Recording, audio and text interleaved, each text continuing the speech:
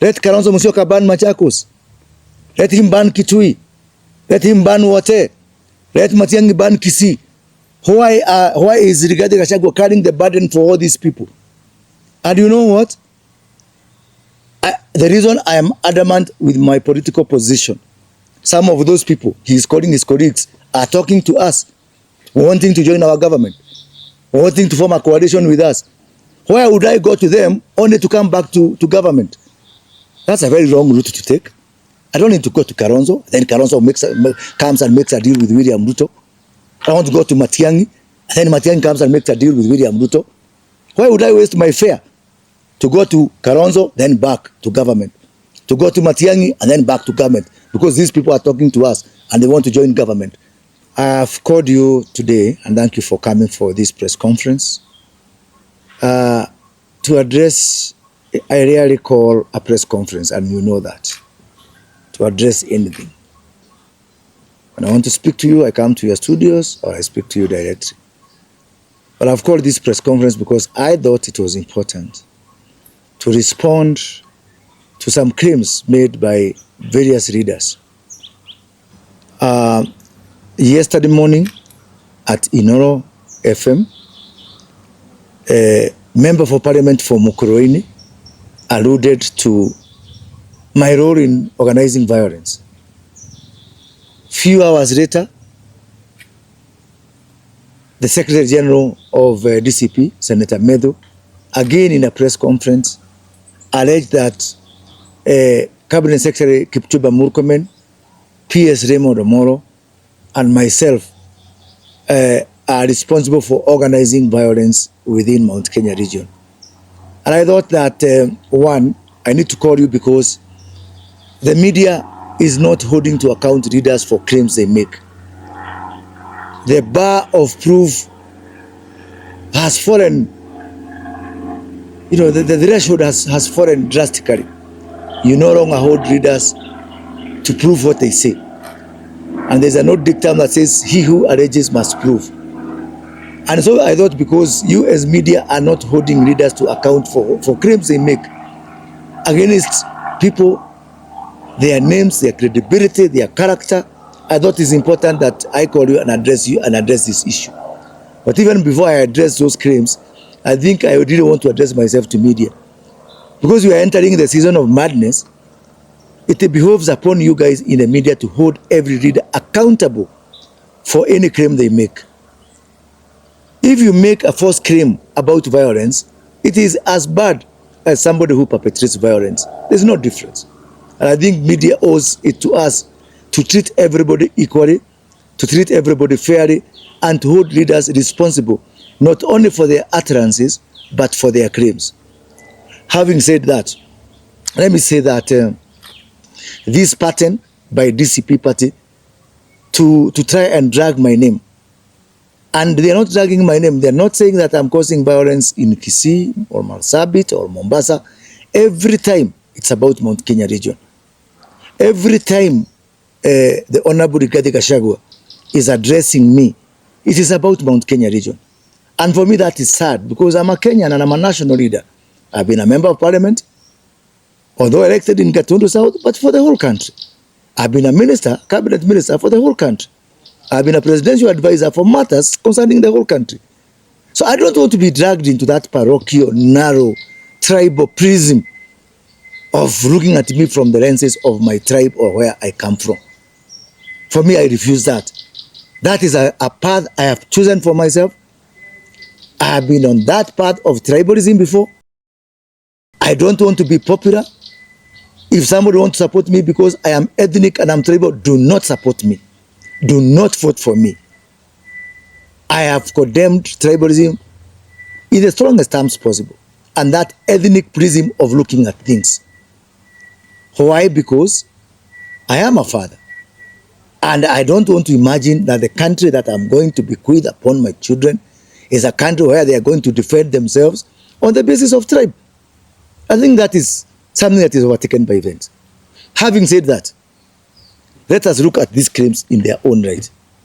How can I, Moses Kuria, a son of Mount Kenya region, organize for violence against my own people? How? How unfair would that be? And you know why they are saying this? They are saying this, one, to destroy my credibility. They have tried to brand me as a traitor, all sorts of possible among my people of Mount Kenya region. It has refused to stick. Now the latest bogeyman is on violence. And I'm speaking on violence because I've been here. I was there in post-election violence. I was there handling the IDPs. Some people, like Rigathi Gachagua, have zero experience in this country.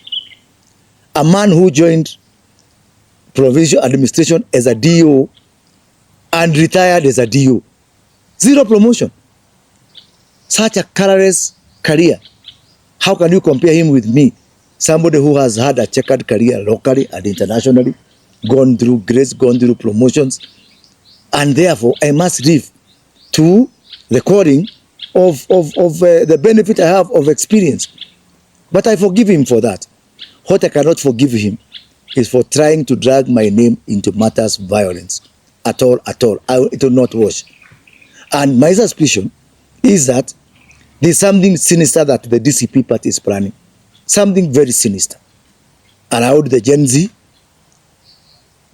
around the court case surrounding the impeachment of the former deputy president, and around Sabasaba anniversary. Something very sinister they are planning. But I want to tell them, and I want to assure them, that peace-loving Kenyans are not just about to gamble with the future of our children and our nation. Not at all.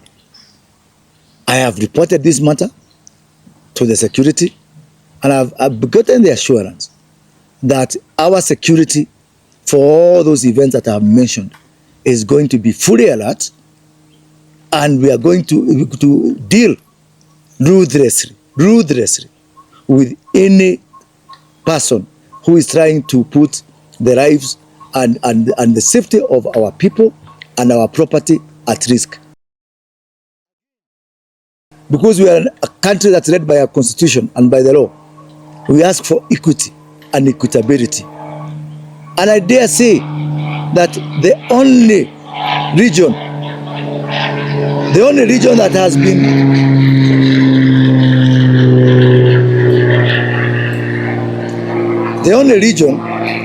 been engaged in violence in the recent past is only Mount Kenya region. That's a fact. The figures are there. Western Kenya was peaceful. Kisumu was peaceful. Mombasa was largely peaceful. This patch from Kitengera, Githurai, all that way, going up to Mount Kenya region. In the recent demonstration, I was coming from Nyahururu. 36 road stops from Nyahururu to Gilgil. 36 roadblocks in one stretch of a road. And I'm saying that is not equitable. That's not equity. Why can't other regions also bear the brunt? Why only my region? Why? I dare ask why. And we're not going to sit back and watch someone destroy our region. That one, I vehemently say no. You know very well, the Honorable Rigathi Gachagua stands impeached. He cannot vie even for the captain of Kenyaga Boys where he went to school. And so therefore, I do not see why my region has suffered violence in the past when we did not have a presidential, when we had a presidential candidate. Again, we suffer now for Kalonzo Musyoka. Let Kalonzo Musyoka ban Machakos. Let him ban Kitui. Let him ban Wote. Let Matiang'i ban Kisii. Why is Rigathi Gachagua carrying the burden for all these people? And you know what? The reason I am adamant with my political position, some of those people, he is calling his colleagues, are talking to us, wanting to join our government, wanting to form a coalition with us. Why would I go to them only to come back to government? That's a very wrong route to take. I don't need to go to Kalonzo, then Kalonzo comes and makes a deal with William Ruto.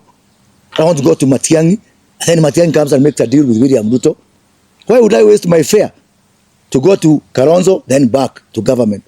To go to Matiang'i, and then back to government? Because these people are talking to us, and they want to join government. So I want to tell my people, the people of Mount Kenya region, be wise, be wise. Let us not destroy our country.